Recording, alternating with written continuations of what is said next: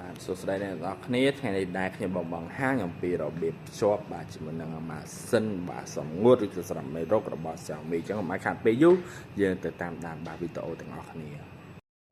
ជាហ៊ានដំបូងបងប្អូនចូលទៅក្នុងបាទ Play Store ឬក៏ App Store មកវាយពាក្យបាទ Xiaomi Home បាទអញ្ចឹងបងប្អូន download មកបាទបង្កើត account វាមួយសិនបន្ទាប់ពីបង្កើត account ហើយបាទបងប្អូន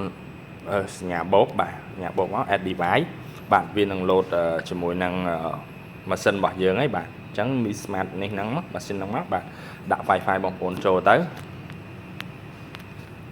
បាទបន្ទាប់ពីដាក់ Wi-Fi ហើយបងប្អូនរងចាំបន្តិចបាទ